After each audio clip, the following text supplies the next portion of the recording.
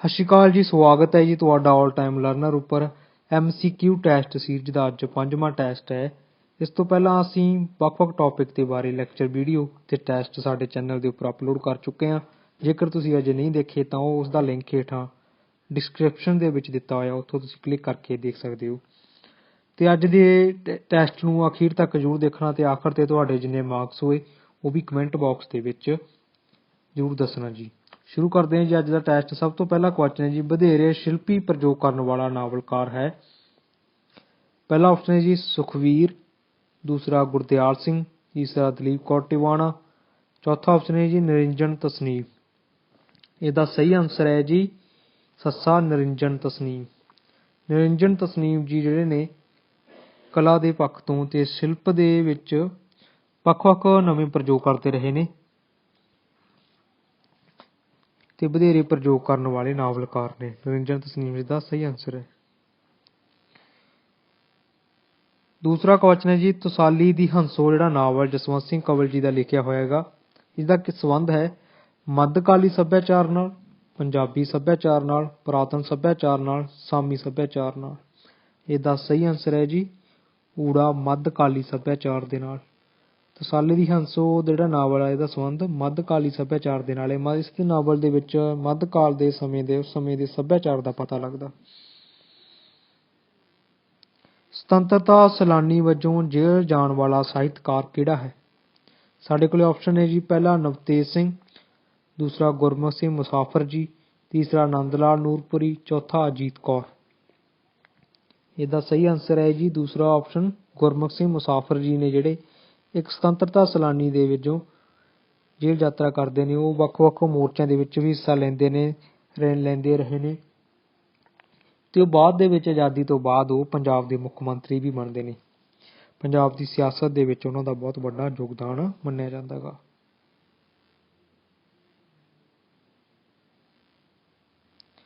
ਜਸਵੰਤ ਸਿੰਘ ਕੰਵਲ ਦੇ ਨਾਵਲ ਤਸਾਲੀ ਦੀ ਹੰਸੋ ਵਿੱਚ ਹੰਸੋ ਹੈ। ਪਹਿਲਾ ਆਪਸ਼ਨ ਜੀ ਕਲਿੰਗਾ ਦੀ ਮਹਾਰਾਣੀ, ਦੂਸਰਾ ਰਾਜ ਨਰਤਕੀ, ਤੀਸਰਾ ਯੁੱਧ ਵਿੱਚ ਸੂਰਮਗਤੀ ਦੇ ਜੌਹਰ ਵਿਖਾਉਂਦੀ ਨਾਇਕਾ, ਚੌਥਾ ਜੀ ਸ਼ਹਿਰ ਦੀ ਪ੍ਰਸਿੱਧ ਜਾਦੂਗਰਨੀ। ਇਹਦਾ ਸਹੀ ਆਨਸਰ ਹੈ ਜੀ, ਆਪਾਂ ਪਹਿਲਾਂ ਗੱਲ ਕਰਕੇ ਆਏ ਸੀ ਕਿ ਜਿਹੜਾ ਤਸਾਲੀ ਦੀ ਹੰਸੋ ਨਾਵਲ ਹੈ ਮੱਧਕਾਲ ਦੇ ਸਮੇਂ ਨੂੰ ਦਿਖਾਉਂਦਾ ਗਾ ਤੇ ਉਹ ਮੱਧਕਾਲ ਦੇ ਵਿੱਚ ਰਾਜ ਨਰਤਕੀਆਂ ਜਿਹੜੀਆਂ ਵੱਖ-ਵੱਖ ਰਾਜਿਆਂ ਦੇ ਮਹਿਲਾਂ ਦੇ ਵਿੱਚ ਨਰਤਕੀ ਵਜੋਂ ਕੰਮ ਕਰਦੀਆਂ ਸੀਗੀਆਂ। ਹੰਸੋ ਇਸ ਨਾਵਲ ਦੇ ਵਿੱਚ ਰਾਜ ਨਰਤਕੀ ਹੈ। ਇਹਦਾ ਸਹੀ ਆਨਸਰ ਹੈ ਜੀ ਰਾਜ ਨਰਤਕੀ। ਅੱਗੇ ਪੰਜਵਾਂ ਕੁਐਸਚਨ ਹੈ ਜੀ, ਸ਼ਾਮੂ ਸ਼ਾਹ ਨਾਟਕ ਸ਼ੇਕਸਪੀਅਰ ਦੇ ਕਿਸ ਨਾਟਕ ਤੇ ਆਧਾਰਿਤ ਹੈ? ਸ਼ਾਮੂ ਸ਼ਾਹ ਜਿਹੜਾ ਨਾਟਕ ਹੈਗਾ ਇਹ ਈਸ਼ਵਰ ਚੰਦਰ ਨੰਦਾ ਜੀ ਦਾ ਲਿਖਿਆ ਹੋਇਆ ਨਾਟਕ ਆ ਤੇ ਇਹਦੇ ਕਿਹੜੇ ਨਾਟਕ ਤੇ ਆਧਾਰਿਤ ਹੈਗਾ ਇਹ? ਸ਼ੇਕਸਪੀਅਰ ਦੇ। ਪਹਿਲਾ ਆਪਸ਼ਨ ਹੈ ਜੀ ਕਿੰਗ ਲੀਅਰ, ਦੂਸਰਾ ਓਥੈਲੋ, ਤੀਸਰਾ ਮਰਚੈਂਟ ਆਫ ਵੇਨਿਸ, ਚੌਥਾ ਆਪਸ਼ਨ ਹੈ ਜੀ ਉਪਰੋਕਤ ਕੋਈ ਵੀ ਨਹੀਂ। ਇਹਦਾ ਸਹੀ ਆਨਸਰ ਹੈ ਜੀ ਤੀਸਰਾ ਆਪਸ਼ਨ ਮਰਚੈਂਟ ਆਫ ਵੇਨਿਸ। ਸ਼ਾਮੂ ਸ਼ਾਹ ਜਿਹੜਾ ਨਾਟਕ ਆ ਮਰਚੈਂਟ ਆਫ ਵੇਨਿਸ ਤੇ ਆਧਾਰਿਤ ਹੈ। ਆਂਚਲਿਕ ਨਾਵਲ ਹੈ। ਆਪਾਂ ਆਂਚਲਿਕਤਾ ਦੇ ਬਾਰੇ ਪਹਿਲਾਂ ਵੀ ਗੱਲ ਕਰਕੇ ਆਏ ਸੀ ਕਿ ਆਂਚਲਿਕਤਾ ਕੀ ਹੁੰਦੀ ਹੈਗੀ। ਇੱਕ ਵਿਸ਼ੇਸ਼ ਇਲਾਕੇ ਦੇ ਬਾਰੇ, ਇੱਕ ਵਿਸ਼ੇਸ਼ ਇਲਾਕੇ ਦੇ ਸੱਭਿਆਚਾਰ, ਉੱਥੋਂ ਦੀ ਬੋਲੀ, ਰਹਿਣ ਸਹਿਣ ਦਾ ਜਿਸ ਤੋਂ ਪਤਾ ਲੱਗਦਾ ਉਸਨੂੰ ਆਂਚਲਿਕਤਾ ਕਿਹਾ ਜਾਂਦਾ। ਤੇ ਇਹਦੇ ਆਪਸ਼ਨ ਨੇ ਜੀ, ਪਹਿਲਾ ਆਪਸ਼ਨ ਮੜੀ ਦਾ ਦੀਵਾ, ਦੂਸਰਾ ਤਫਤੀਸ਼, ਤੀਸਰਾ ਆਬਰਾ ਕਦਾਬਰਾ, ਚੌਥਾ ਆਪਸ਼ਨ ਹੈ ਜੀ ਖਿਆਲੀ ਪਿਆਲਾ। ਇਹਦਾ ਸਹੀ ਆਨਸਰ ਹੈ ਜੀ ਆਂਚਲਿਕ ਨਾਵਲ ਕਿਹੜਾ ਗਾ ਮੜੀ ਦਾ ਦੀਵਾ। ਇਸ ਨੂੰ ਪੰਜਾਬੀ ਦਾ ਪਹਿਲਾ ਆਂਚਲਿਕ ਨਾਵਲ ਵੀ ਕਿਹਾ ਜਾਂਦਾ। ਗੁਰਦਿਆਲ ਸਿੰਘ ਦਾ ਲਿਖਿਆ ਹੋਇਆ ਨਾਵਲ ਹੈ ਜੀ ਮੜੀ ਦਾ ਦੀਵਾ। ਕਿਸ ਨਾਵਲ ਉੱਪਰ ਹਿੰਦੀ ਫਿਲਮ ਬਣੀ? ਸਾਡੇ ਕੋਲ ਆਪਸ਼ਨ ਨੇ ਜੀ, ਪਹਿਲਾ ਆਪਸ਼ਨ ਚਿੱਟਾ ਲਹੂ ਨਾਨਕ ਸਿੰਘ ਜੀ ਦਾ ਲਿਖਿਆ ਹੋਇਆ, ਦੂਸਰਾ ਆਪਸ਼ਨ ਸੱਚ ਨੂੰ ਫਾਂਸੀ ਜਸਵੰਤ ਸਿੰਘ ਕੰਵਲ ਜੀ ਦਾ ਲਿਖਿਆ ਹੋਇਆ, ਤੀਸਰਾ ਆਪਸ਼ਨ ਸੁੰਦਰੀ ਭਾਈ ਵੀਰ ਸਿੰਘ ਜੀ ਦਾ ਲਿਖਿਆ ਹੋਇਆ, ਚੌਥਾ ਆਪਸ਼ਨ ਪਿੰਜਰ ਅੰਮ੍ਰਿਤਾ ਪ੍ਰੀਤਮ ਦੀ ਰਚਨਾ। ਇਹਦਾ ਸਹੀ ਆਨਸਰ ਹੈ ਜੀ ਸੱਸਾ ਪਿੰਜਰ, ਜਿਹੜਾ ਅੰਮ੍ਰਿਤਾ ਪ੍ਰੀਤਮ ਜੀ ਦਾ ਲਿਖਿਆ ਹੋਇਆ ਇਹਦਾ ਸਹੀ ਆਨਸਰ ਹੈਗਾ। ਇਸਦੇ ਉੱਪਰ ਫਿਲਮ ਬਣ ਚੁੱਕੀ ਹੈ, ਹਿੰਦੀ ਫਿਲਮ। ਇਸ ਤੋਂ ਬਿਨਾਂ ਪ੍ਰੋਫੈਸਰ ਗੁਰਦਿਆਲ ਸਿੰਘ ਜੀ ਦੇ ਦੋ ਨਾਵਲ ਨੇ, ਜਿਵੇਂ ਮੜੀ ਦਾ ਦੀਵਾ ਤੇ ਅੰਨੇ ਘੋੜੇ ਦਾ ਦਾਨ ਦੇ ਉੱਪਰ ਵੀ ਫਿਲਮ ਬਣ ਚੁੱਕੀ ਹੈ। ਅੱਗੇ ਹੈ ਜੀ 8ਵਾਂ ਕੁਐਸਚਨ ਸਾਡੇ ਕੋਲੇ, ਅਣਵਿਆਹੀ ਮਾਂ ਕਿਰਤ ਨਾਵਲ ਹੈ। ਸਾਡੇ ਕੋਲੇ ਆਪਸ਼ਨ ਹੈ ਜੀ ਪਹਿਲਾ ਸੰਤ ਸਿੰਘ ਸੇਖੋਂ, ਦੂਸਰਾ ਬਲਵੰਤ ਗਾਰਗੀ, ਤੀਸਰਾ ਗੁਰਬਖਸ਼ ਸਿੰਘ ਪ੍ਰੀਤਲੜੀ, ਚੌਥਾ ਭਾਈ ਵੀਰ ਸਿੰਘ।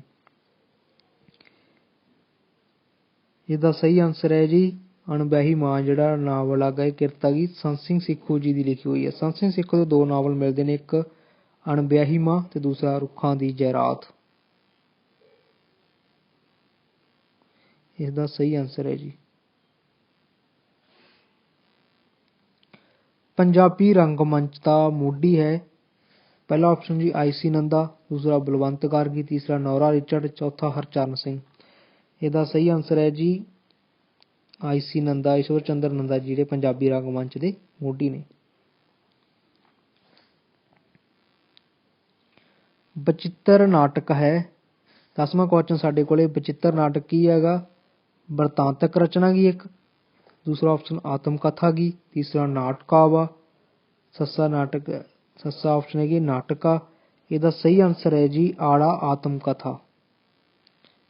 ਬਚਿੱਤਰ ਨਾਟਕ ਹੈ ਜਿਹੜਾ ਇੱਕ ਆਤਮ ਕਥਾ ਗਾ। ਹੁਣ ਤੁਸੀਂ ਦੱਸਣਾ ਗਾ ਕਿ ਜਿਹੜਾ ਬਚਿੱਤਰ ਨਾਟਕ ਆਤਮ ਕਥਾ ਗੀ ਕਿਸ ਦੀ ਲਿਖੀ ਹੋਈ ਹੈਗੀ। ਇਹ ਤੁਹਾਡੇ ਲਈ ਸਵਾਲ ਅੱਜ ਦਾ, ਕਮੈਂਟ ਬਾਕਸ ਦੇ ਵਿੱਚ ਇਸਦਾ ਆਨਸਰ ਜ਼ਰੂਰ ਦੇਣਾ। ਨਾਟਕ ਤੇ ਰੰਗਮੰਚ ਦਾ ਸੰਬੰਧ ਹੈ। ਪਹਿਲਾ ਆਪਸ਼ਨ ਹੈ ਜੀ ਦੋਨੇ ਸਮਾਨ ਨੇ ਨਾਟਕ ਤੇ ਰੰਗਮੰਚ, ਦੂਸਰਾ ਆਪਸ਼ਨ ਹੈ ਜੀ ਦੋਨੇ ਇੱਕ ਦੂਜੇ ਦੇ ਵਿਰੋਧੀ ਨੇ, ਤੀਸਰਾ ਆਪਸ਼ਨ ਹੈ ਜੀ ਪੂਰਕ ਹੈ ਯਾਨੀ ਕਿ ਇੱਕ ਦੂਜੇ ਨੂੰ ਪੂਰਾ ਕਰਦੇ ਨੇ ਇਹ, ਚੌਥਾ ਆਪਸ਼ਨ ਹੈ ਜੀ ਇਹਨਾਂ ਵਿੱਚੋਂ ਕੋਈ ਨਹੀਂ। ਇਹਦਾ ਸਹੀ ਆਨਸਰ ਹੈ ਜੀ ਨਾਟਕ ਤੇ ਰੰਗਮੰਚ ਹੈ ਜਿਹੜੇ ਪੂਰਕ ਨੇ, ਇੱਕ ਦੂਜੇ ਨੂੰ ਪੂਰਾ ਕਰਦੇ ਨੇ, ਇੱਕ ਦੂਜੇ ਤੋਂ ਬਿਨਾਂ ਅਧੂਰੇ ਨੇ। ਨਾਟਕ ਤੋਂ ਬਿਨਾਂ ਰੰਗਮੰਚ ਨਹੀਂ ਖੇਡਿਆ ਜਾ ਸਕਦਾ। ਜੇ ਨਾਟਕ ਲਿਖਿਆ ਹੋਊਗਾ ਫਿਰ ਹੀ ਇਹਨੂੰ ਰੰਗਮੰਚ 'ਤੇ ਪੇਸ਼ ਕੀਤਾ ਜਾ ਸਕੂਗਾ। ਅਤੇ ਜਿਹੜਾ ਨਾਟਕ ਨੂੰ ਰੰਗਮੰਚ ਉੱਤੇ ਨਹੀਂ ਖੇਡਿਆ ਜਾਂਦਾ ਉਹ ਵੀ ਉਸਨੂੰ ਵੀ ਅਧੂਰਾ ਮੰਨਿਆ ਜਾਂਦਾ ਕਿ ਇਸ ਲਈ ਇੱਕ ਦੂਜੇ ਦੇ ਪੂਰਕ ਨੇ ਇਹ। ਪੰਜਾਬੀ ਵਿੱਚ ਕਿਸ ਨਾਟਕਕਾਰ ਨੇ ਇਤਿਹਾਸਕ ਨਾਟਕ ਲਿਖੇ ਹਨ? ਪਹਿਲਾ ਆਪਸ਼ਨ ਹੈ ਜੀ ਸੰਤ ਸਿੰਘ ਸੇਖੋਂ, ਦੂਸਰਾ ਆਪਸ਼ਨ ਹੈ ਜੀ ਆਈ.ਸੀ. ਨੰਦਾ, ਅਗਲਾ ਆਪਸ਼ਨ ਹੈ ਜੀ ਅਜਮੇਰ ਔਲਖ, ਚੌਥਾ ਆਪਸ਼ਨ ਹੈ ਜੀ ਚਰਨਦਾਸ ਸਿੱਧੂ। ਇਹਦਾ ਸਹੀ ਆਨਸਰ ਹੈ ਜੀ ਊੜਾ ਆਪਸ਼ਨ ਸੰਤ ਸਿੰਘ ਸੇਖੋਂ ਜੀ ਨੇ ਇਤਿਹਾਸਕ ਨਾਟਕ ਲਿਖੇ ਨੇ। ਕਿਹੜੇ ਕਿਹੜੇ ਇਤਿਹਾਸਕ ਨਾਟਕ ਲਿਖੇ ਨੇ ਉਹਨਾਂ ਦੇ ਵਿੱਚ ਸਭ ਤੋਂ ਪਹਿਲਾਂ ਆਉਂਦਾ ਜੀ ਮੋਇਆ ਸਾਰ ਨਾ ਕਾਈ, ਦੂਸਰਾ ਆਉਂਦਾ ਜੀ ਬੇੜਾ ਬੰਧ ਨਾ ਸਕਿਓ, ਅੱਗੇ ਆਉਂਦਾ ਜੀ ਵਾਰਿਸ, ਫਿਰ ਆਉਂਦਾ ਜੀ ਬੰਦਾ ਬਹਾਦਰ, ਫਿਰ ਆਉਂਦਾ ਜੀ ਵੱਡਾ ਘੱਲੂਘਾਰਾ ਅਤੇ ਆਖਰ ਦੇ ਵਿੱਚ ਮਿੱਤਰ ਪਿਆਰਾ। ਜਿਹੜੇ ਇਹ ਨਾਟਕ ਨੇ ਇਹ ਸੰਤ ਸਿੰਘ ਸੇਖੋਂ ਜੀ ਦੇ ਇਤਿਹਾਸਕ ਨਾਟਕ ਨੇ। ਗਗਨਮੈ ਥਾਲ ਨਾਟਕ ਕਿਰਤ ਹੈ। ਕਿਸ ਦਾ ਲਿਖਿਆ ਹੋਇਆ ਨਾਟਕ ਹੈ ਜੀ ਗਗਨਮੈ ਥਾਲ?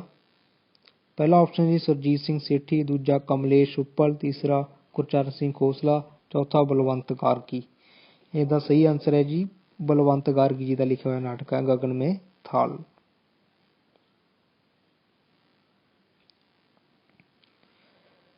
ਅੱਗੇ ਵਧਣ ਤੋਂ ਪਹਿਲਾਂ ਜੇਕਰ ਤੁਸੀਂ ਅਜੇ ਸਾਡਾ ਚੈਨਲ ਸਬਸਕ੍ਰਾਈਬ ਨਹੀਂ ਕੀਤਾ ਜਾਂ ਜੇ ਚੈਨਲ 'ਤੇ ਨਵੇਂ ਹੋ ਤਾਂ ਕਿਰਪਾ ਕਰਕੇ ਚੈਨਲ ਜ਼ਰੂਰ ਸਬਸਕ੍ਰਾਈਬ ਕਰੋ ਅਤੇ ਵੱਧ ਤੋਂ ਵੱਧ ਵੀਡੀਓ ਨੂੰ ਸ਼ੇਅਰ ਕਰੋ ਤਾਂ ਕਿ ਹੋਰ ਦੋਸਤਾਂ ਤੱਕ ਵੀ ਇਹ ਜਾਣਕਾਰੀ ਪਹੁੰਚ ਸਕੇ। ਅਤੇ ਵੀਡੀਓ ਨੂੰ ਲਾਈਕ ਅਤੇ ਕਮੈਂਟ ਕਰਨਾ ਨਾ ਭੁੱਲਣਾ ਜੀ। ਅਗਲਾ ਕੁਐਸਚਨ ਹੈ ਸਾਡੇ ਕੋਲ, ਰੂਸੀ ਕਹਾਣੀਕਾਰ ਚੈਖਵ ਦਾ ਕਿਸ ਉੱਪਰ ਪ੍ਰਭਾਵ ਪਿਆ? ਆਪਸ਼ਨ ਹੈ ਜੀ ਪਹਿਲਾ ਆਪਸ਼ਨ ਕੁਲਵੰਤ ਸਿੰਘ ਵਿਰਕ, ਦੂਸਰਾ ਕਰਤਾਰ ਸਿੰਘ ਦੁੱਗਲ, ਤੀਸਰਾ ਮੋਹਨ ਭੰਡਾਰੀ, ਚੌਥਾ ਪ੍ਰੇਮ ਪ੍ਰਕਾਸ਼। ਇਹਦਾ ਸਹੀ ਆਨਸਰ ਹੈ ਜੀ ਕੁਲਵੰਤ ਸਿੰਘ ਵਿਰਕ ਦੇ ਉੱਪਰ ਰੂਸੀ ਕਹਾਣੀਕਾਰ ਚੇਖਵ ਦਾ ਪ੍ਰਭਾਵ ਪਿਆ। ਇਸ ਨੂੰ ਪੰਜਾਬੀ ਕਹਾਣੀ ਦਾ ਚੇਖਵ ਵੀ ਕਿਹਾ ਜਾਂਦਾ ਹੈ ਕੁਲਵੰਤ ਸਿੰਘ ਵਿਰਕ ਜੀ ਨੂੰ। ਪੰਜਾਬੀ ਕਹਾਣੀ ਦਾ ਮੂਲ ਸਰੋਤ ਹੈ। ਪਹਿਲਾ ਆਪਸ਼ਨ ਹੈ ਜੀ ਲੋਕ ਕਹਾਣੀ, ਦੂਸਰਾ ਜਨਮ ਸਾਖੀਆਂ, ਤੀਜਾ ਆਪਸ਼ਨ ਹੈ ਜੀ ਹਿੰਦੀ ਕਹਾਣੀ, ਚੌਥਾ ਆਪਸ਼ਨ ਹੈ ਜੀ ਪੱਛਮੀ ਕਹਾਣੀ।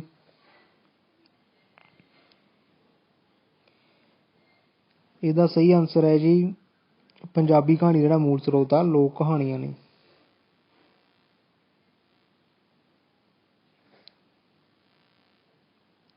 ਆਧੁਨਿਕ ਪੰਜਾਬੀ ਕਹਾਣੀ ਕਿਸ ਤੋਂ ਪ੍ਰਭਾਵਿਤ ਹੈ? ਪਹਿਲਾ ਆਪਸ਼ਨ ਹੈ ਜੀ ਲੋਕ ਕਹਾਣੀ, ਦੂਜਾ ਜਨਮ ਸਾਖੀ, ਤੀਜਾ ਪੱਛਮੀ ਕਹਾਣੀ ਤੇ ਚੌਥਾ ਹਿੰਦੀ ਕਹਾਣੀ। ਜਿਹੜੀਆਂ ਆਧੁਨਿਕ ਪੰਜਾਬੀ ਕਹਾਣੀ ਲਿਖੀਆਂ ਗਈਆਂ ਨੇ ਪੱਛਮੀ ਕਹਾਣੀਆਂ ਤੋਂ ਪ੍ਰਭਾਵਿਤ ਨੇ। ਮੂਲ ਸਰੋਤ ਇਹਨਾਂ ਦਾ ਲੋਕ ਕਹਾਣੀਆਂ ਨੇ, ਪਰ ਪ੍ਰਭਾਵਿਤ ਆਧੁਨਿਕ ਪੰਜਾਬੀ ਕਹਾਣੀ ਜਿਹੜੀ ਪ੍ਰਭਾਵਿਤ ਆ ਗਈ ਉਹ ਪੱਛਮੀ ਕਹਾਣੀ ਤੋਂ ਪ੍ਰਭਾਵਿਤ ਆ ਗਈ। 14ਵਾਂ ਕੁਐਸਚਨ ਸਾਡੇ ਕੋਲ ਹੁੰਦਾ, ਕਿਹੜਾ ਕਹਾਣੀਕਾਰ ਪ੍ਰਗਤੀਵਾਦੀ ਹੈ? ਲਿਖਿਆਂ ਦੇ ਵਿੱਚੋਂ ਦੱਸਣਾ ਜੀ ਕਿਹੜਾ ਕਹਾਣੀਕਾਰ ਪ੍ਰਗਤੀਵਾਦੀ ਆ। ਪਹਿਲਾ ਆਪਸ਼ਨ ਕਰਤਾਰ ਸਿੰਘ ਦੁੱਗਲ, ਦੂਸਰਾ ਸੁਜਾਨ ਸਿੰਘ, ਤੀਸਰਾ ਪ੍ਰੇਮ ਪ੍ਰਕਾਸ਼ ਤੇ ਚੌਥਾ ਨਾਨਕ ਸਿੰਘ। ਇਹਨਾਂ ਦੇ ਵਿੱਚੋਂ ਸੁਜਾਨ ਸਿੰਘ ਆ ਜਿਹੜਾ ਪ੍ਰਗਤੀਵਾਦੀ ਕਹਾਣੀਕਾਰ ਆ। ਸੁਜਾਨ ਸਿੰਘ ਦੀ ਲਿਖੀ ਹੋਈ ਕੁਲਫੀ ਕਹਾਣੀ ਬਾਰੇ ਸਾਰੇ ਆਪਾਂ ਜਾਣਦੇ ਹਾਂ, ਇੱਕ ਪ੍ਰਗਤੀਵਾਦੀ ਕਹਾਣੀ ਹੈਗੀ। ਡਾਕਟਰ ਹਰਚਰਨ ਸਿੰਘ ਕਿਸ ਨਾਟ ਪ੍ਰਵਿਰਤੀ ਨਾਲ ਸੰਬੰਧਿਤ ਹੈ? ਪਹਿਲਾ ਆਪਸ਼ਨ ਹੈ ਜੀ ਪ੍ਰਯੋਗਵਾਦੀ, ਦੂਸਰਾ ਐਬਸਰਡਵਾਦੀ, ਤੀਜਾ ਯਥਾਰਥਵਾਦੀ, ਚੌਥਾ ਚਿੰਨ੍ਹਵਾਦੀ। ਇਹਦਾ ਸਹੀ ਆਨਸਰ ਹੈ ਜੀ ਪ੍ਰੋਫੈਸਰ ਹਰਚਰਨ ਸਿੰਘ ਆ ਜਿਹੜਾ ਪ੍ਰਯੋਗਵਾਦੀ ਨਾਟ ਪ੍ਰਵਿਰਤੀ ਦੇ ਨਾਲ ਸੰਬੰਧਿਤ ਹੈ।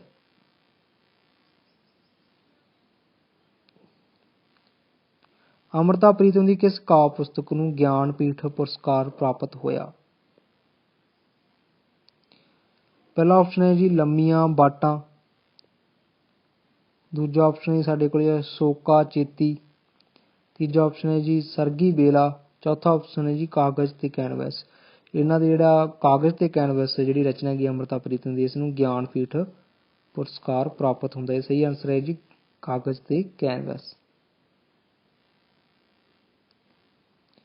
ਰੋਜ਼ ਉਸਦਾ ਹਾਰ ਟੁੱਟ ਜਾਇਆ ਕਰੇ, ਮੁਸਕਾਂਦੀ ਆ ਕੇ ਬਣਾਇਆ ਕਰੇ। ਇਹ ਜਿਹੜੀਆਂ ਸਤਰਾਂ ਕਿਸ ਦੀਆਂ ਲਿਖੀਆਂ ਹੋਈਆਂ ਨੇ?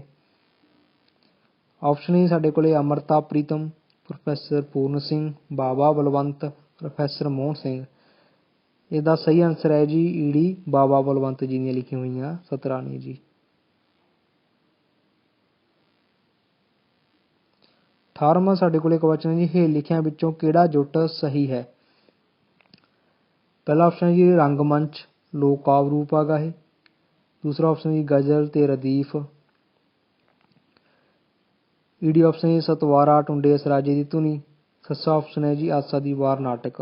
ਇਹਨਾਂ ਦੇ ਵਿੱਚੋਂ ਸਹੀ ਚੁਣਨਾ ਕਿਹੜਾ ਨੇ? ਰੰਗਮੰਚ ਤੇ ਲੋਕ ਕਾਵਿ ਰੂਪ ਇਹ ਗਲਤ ਹੈ ਜੀ, ਸਤਵਾਰਾ ਤੇ ਟੁੰਡੇ ਅਸਰਾਜੇ ਦੀ ਧੁਨੀ ਇਹ ਵੀ ਗਲਤ ਹੈਗਾ, ਤੇ ਆਸਾ ਦੀ ਵਾਰ ਨਾਟਕ ਹੈ ਨਹੀਂ ਗਾ ਇਹ ਵੀ ਗਲਤ ਹੈਗਾ। ਇਹਦਾ ਸਹੀ ਆਨਸਰ ਹੈ ਜੀ ਆੜਾ ਗਜ਼ਲ ਤੇ ਰਦੀਫ ਆ ਜਿਹੜੇ ਇਹ ਗਜ਼ਲ ਦਾ ਇੱਕ ਹਿੱਸਾ ਹੁੰਦੇ ਨੇ। ਗਜ਼ਲ ਦੇ ਵਿੱਚ ਰਦੀਫ ਵਰਤਿਆ ਜਾਂਦਾ ਹੈਗਾ।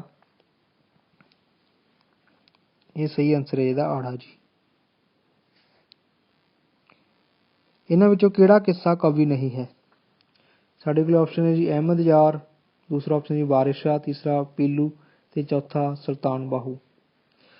ਅਸੀਂ ਸਾਰੇ ਜਾਣਦੇ ਹਾਂ ਕਿ ਅਹਿਮਦ ਯਾਰ ਵੀ ਕਿੱਸੇ ਲਿਖੇ ਮਿਲਦੇ ਨੇ, ਵਾਰਿਸ ਸ਼ਾਹ ਦੀ ਹੀਰ ਮਿਲਦੀ ਆ, ਪੀਲੂ ਦਾ ਮਿਰਜ਼ਾ ਸਾਹਿਬਾ ਮਿਲਦਾ, ਇਸ ਲਈ ਸਾਰੇ ਕਿੱਸਾਕਾਰ ਨੇ।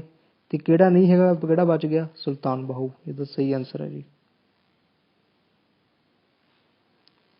ਕਿੱਥੇ ਮਾਤਾ ਤੋਰਿਆ ਜੀ ਤੇ ਜੁਝਾਰ ਨੂੰ ਸਤਰਾਂ ਹਨ? ਕਿਸ ਦੀਆਂ ਲਿਖੀਆਂ ਹੋਈਆਂ ਨੇ ਇਹ ਸਤਰਾਂ?